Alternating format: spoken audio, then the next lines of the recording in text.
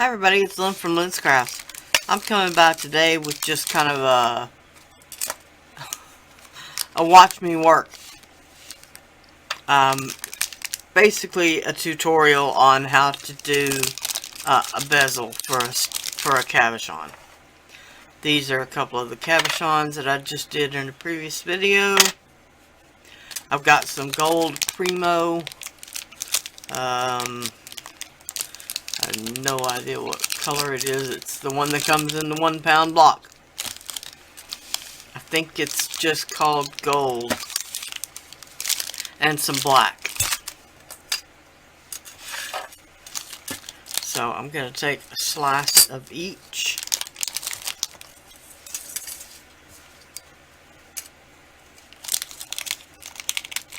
To get the plastic out of the way.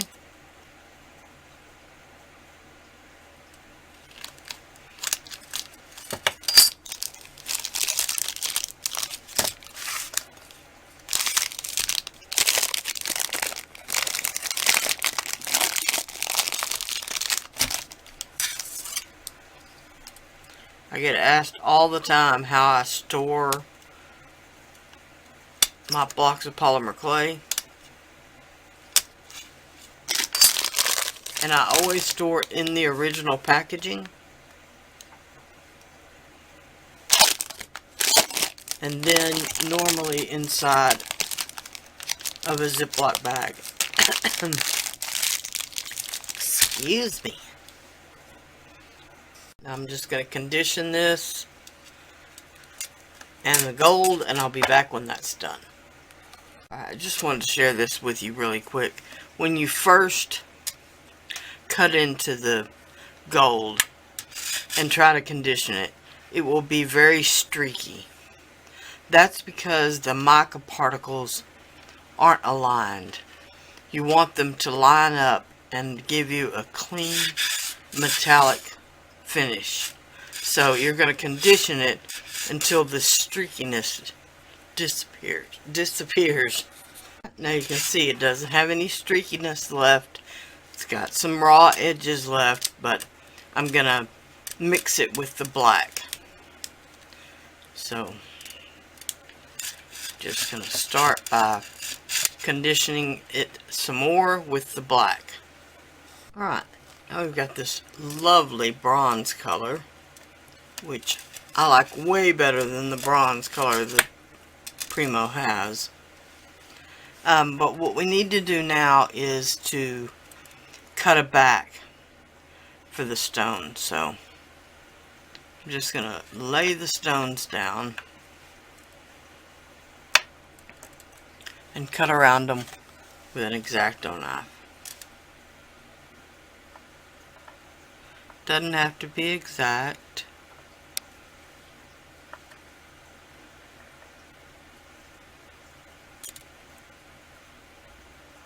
Just something close.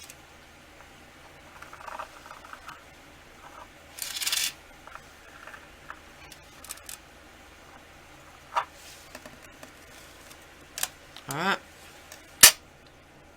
Now I've transferred them onto a tile. Because I need to bake them as a finished piece, and I don't want to transfer them once I get started. So now you need to decide whether you want a bezel that wraps around the stone, whether you want a bezel that doesn't wrap around the stone but has some details that will hold the stone down, or if you just want, say, a rope around the edge. Well, what I'm going to do is make some leaves that will, that will hug the stone and keep it in place. Alright. So I want these to be kind of long, thin leaves. So I'm just going to randomly cut some shapes.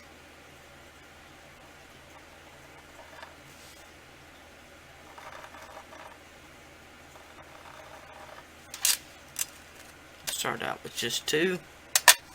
Alright, first thing we're going to do is mash down those cut edges.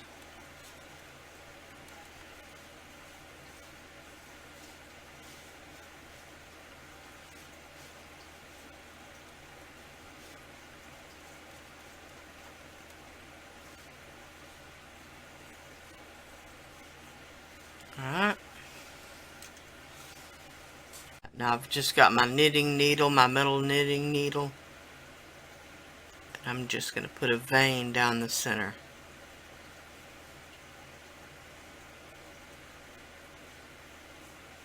Alright, something like that.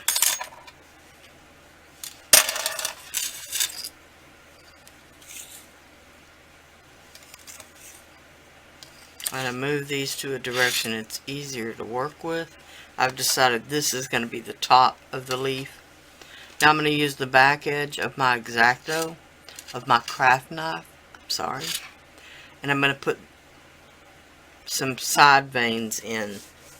I did the knitting needle for the middle vein because I wanted it to be thicker. Alright.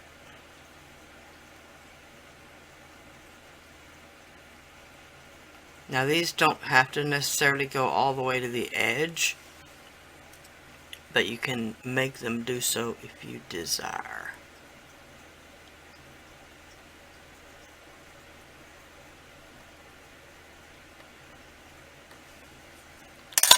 Alright, next thing I want to do is where those side veins are, I'm going to put the tip of the needle and then rock it back.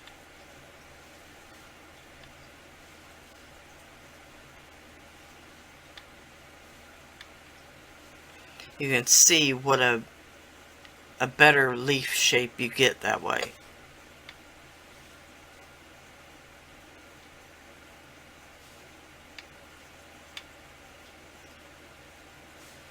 Alright, like I said, don't worry if they don't line up exactly. Alright, so lay it down there. Hopefully you can see that. Alright, so I'm going to continue on, and I'm going to probably do 4 or 5 of these. Alright, now I'm going to take a little Bacon Bond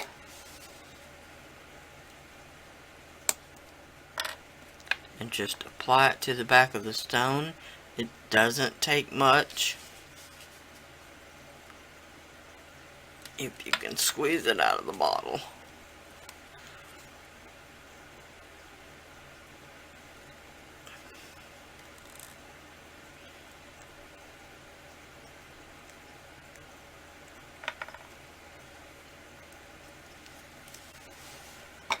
Alright, I've seen lots of people spread the Bacon Bond on the back and make it a smooth layer. I don't do that. I don't do that because the power of the Bacon Bond comes in the suction that you get from just a bead of it around the edge.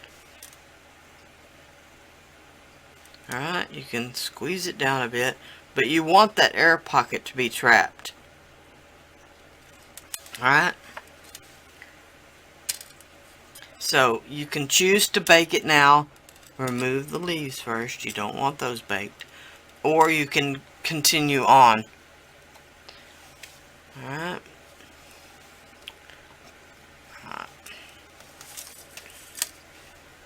so I'm going to choose not to bake it first.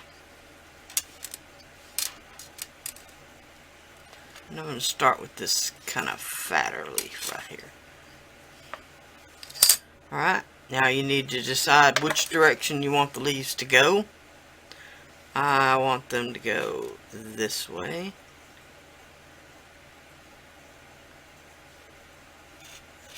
Alright, you want to be sure that the base of the leaf is touching that layer of clay under the stone. Alright, so I'm going to give it a bit of gentle pressure just to make sure they're making contact. Alright, now you can choose to Bacon Bond under these leaves or not. And I'm going to give you another tip that I always give people when they ask about fingerprints. The main thing I can tell you about fingerprints is learn a gentle touch. That will go the farthest to help you get rid of fingerprints. As you can see, there's no fingerprints. Alright. And I'm just going to start the next leaf right where the other one ended, basically. Again, giving it a little gentle pressure to make sure that it's touching that base layer.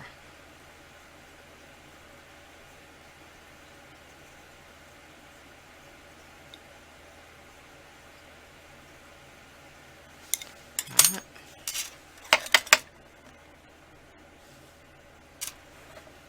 I'm going to go with another fat one here next. Alright, I don't like how the tip of this leaf is a little too low. So I'm just going to gently lift it up.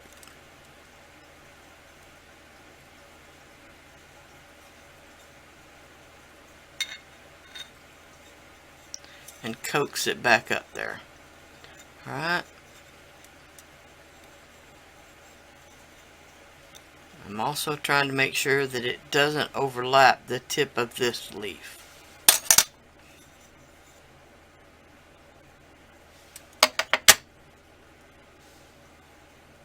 Alright, and try to make sure your leaves are all going in the same direction.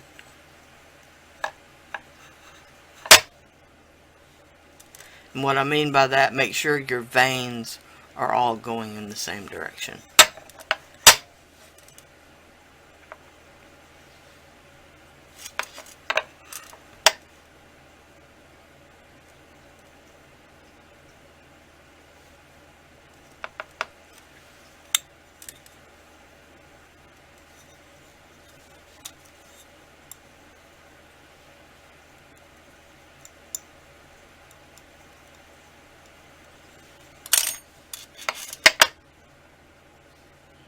Back to another thin one.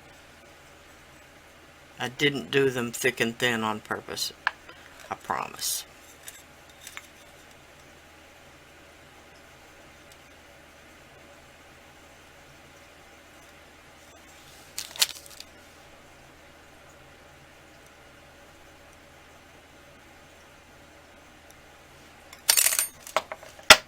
Alright, now this last one is going to be a bit tricky, because it will overlap that previous leaf. So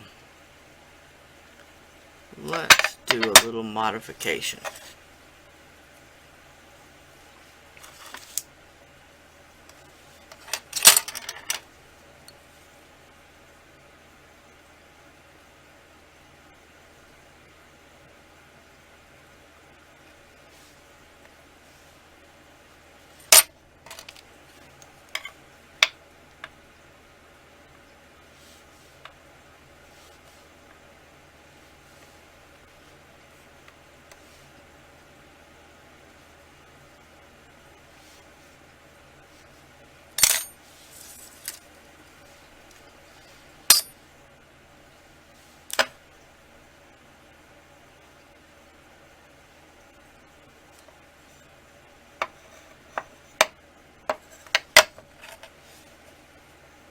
Gonna lift up this previous leaf just a bit.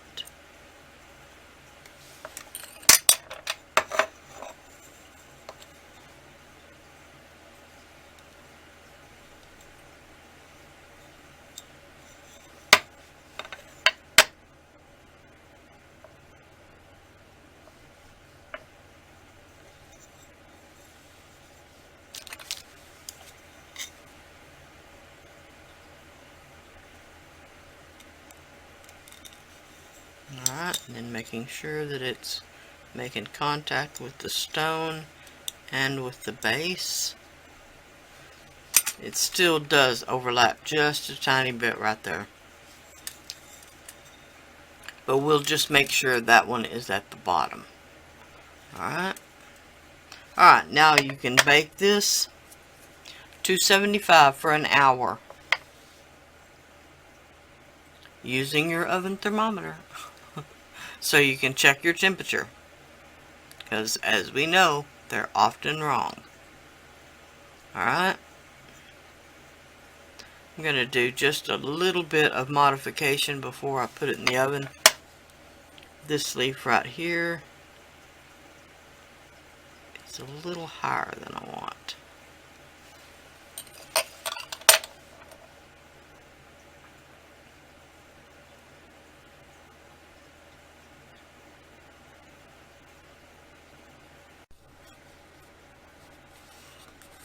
On this one I did the same thing. I just didn't put the veins in the leaves, the side veins. I just made them smooth little short leaves. Alright.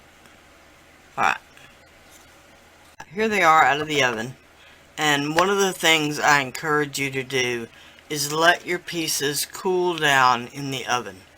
You don't want to be touching them or jacking with them while they're still warm, because they will break.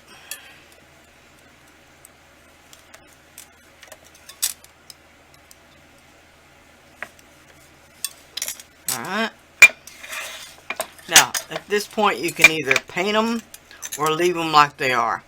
My preference is to paint them. To paint the bezel just a bit.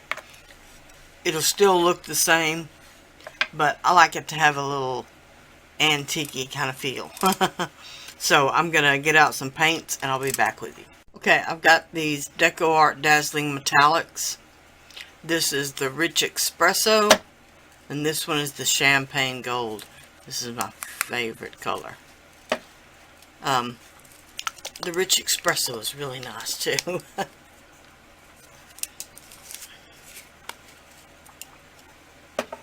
Alright, as you can see, I hope, the Rich Espresso is a brown, of course, but it's got a gold metallic shimmer.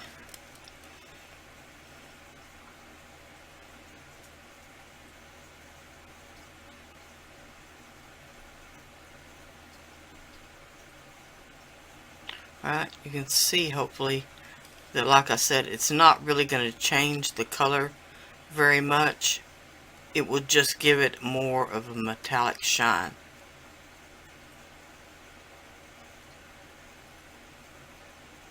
Now, I know there are purists that scoff at painting on polymer clay, but I'm not one of those.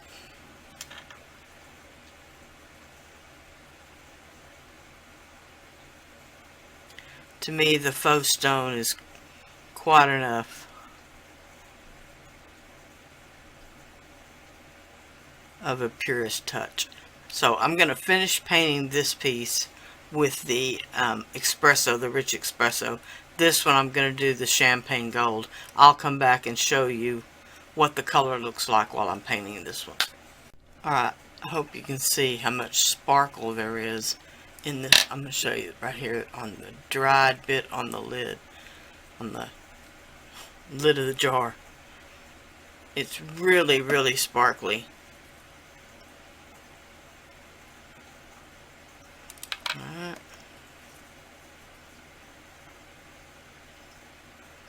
After it dries, it really comes to life.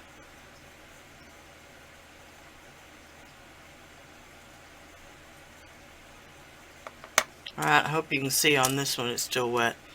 What I was talking about how it really brings out the antiqueness of it, and I'm going to antique it on top of that. So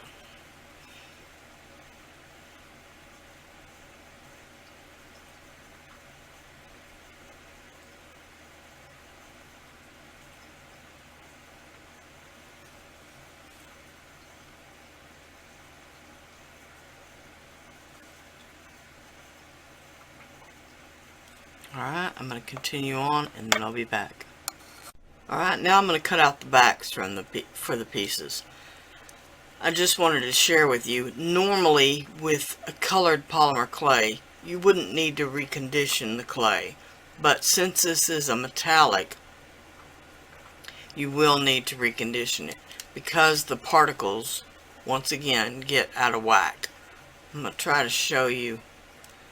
If you turn the piece, you can see, well, I can see, but you can see how the mica shifts. That's because the particles are aligned in different directions. So I'm going to recondition this and I'll be back. Now it's one nice pretty color again.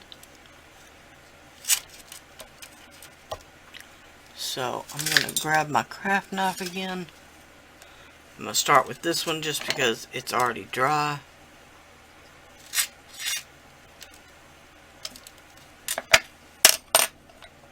Alright, I'm going to just roll this texture sheet across it.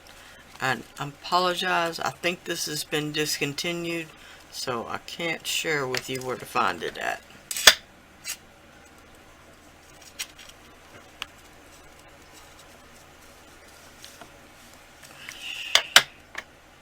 Alright.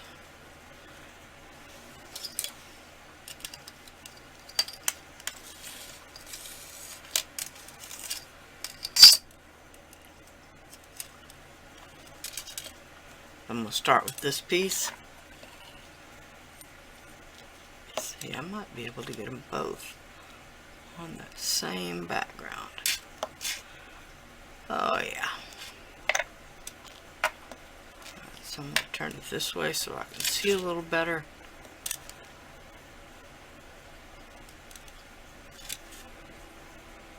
Alright, then I'm going to slant my craft knife in towards the back of the pendant.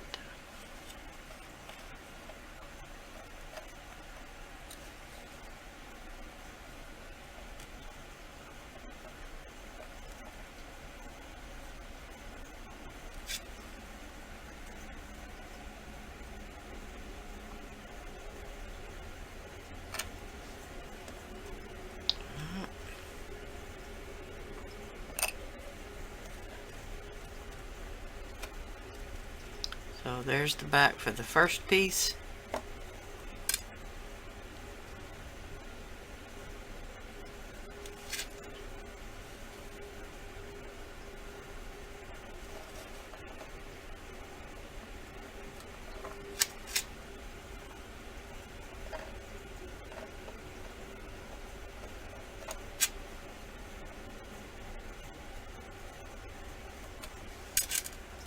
Alright. And for the second one. Now you can see doing it that way, it really does follow the contour of the pendant much better. Alright. So just a bit.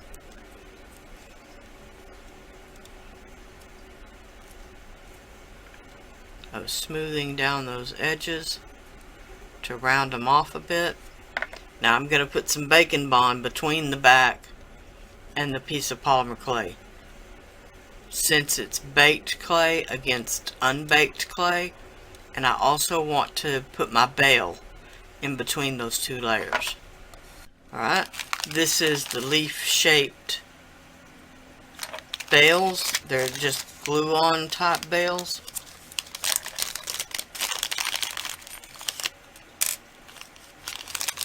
I'm going to use the same antique brass color for both of them. And this time, since my Bacon Bond is being so difficult, I'm going to just use a little liquid Sculpey.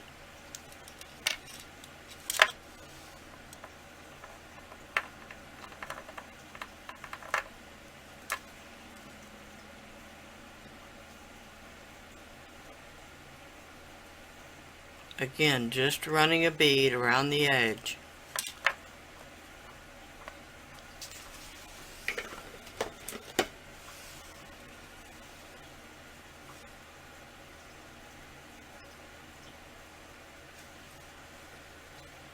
And getting it on your finger.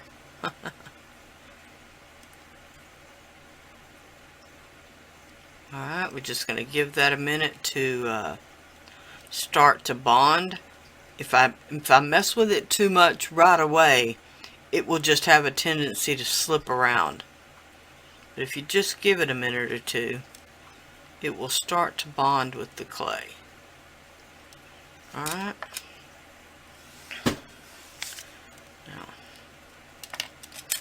I'm going to add a bit to the cup of the bale where you would normally add the glue, and a bit to the back.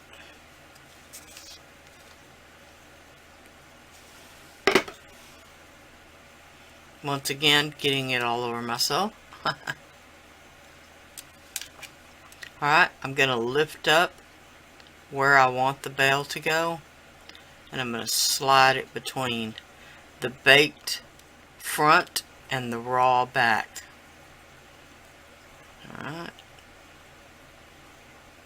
just giving it a bit of gentle pressure on the back.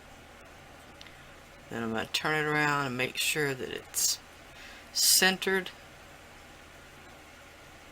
Alright.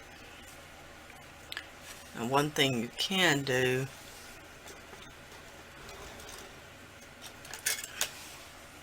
is you can take a ball tool and just find where the edge of that is. Alright. And just give it a couple of quick spots. Alright, make sure that there's not too much squirted out around the top, which you can just smooth out. See, I've got a bubble right there. Alright. Then check your edges, make sure they all look nice.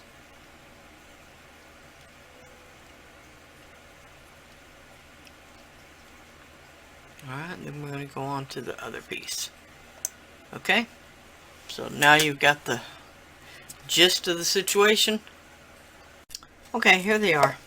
I did add some antiquing cream, some Deco Art Media antiquing cream in the carbon black, but only to this piece. Alright, I added it on, let it dry, then wiped it off with a damp paper towel. I didn't add any to this one. I just love the way that one looks. That's that champagne. So, champagne gold, I think it is. So sparkly. Alright. So, the only thing left to do, I did sand and buff these stones to a shine. But of course, after you rebake them, the shine does dull back a bit, so I'll probably add a little bit of varathane to these. Alright? Okay.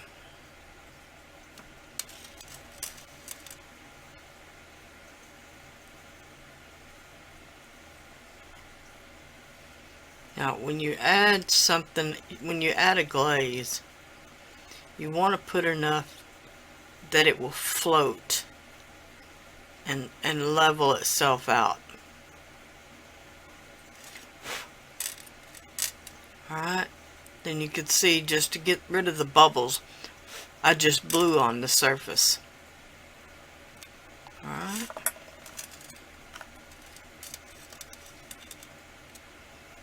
Now I could take this back to my buffing wheel and buff it up a little bit. But it is kind of difficult to get in the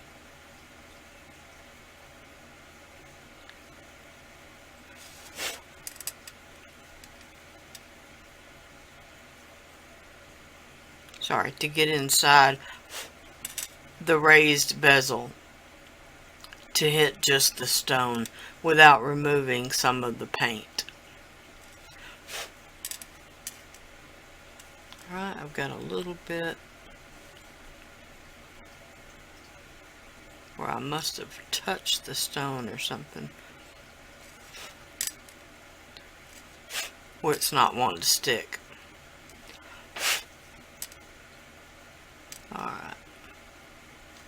There we go. Now we just need to let those dry and they'll be done. Alright, thanks everybody for watching. Please like and subscribe. Possibly share. Bye for now.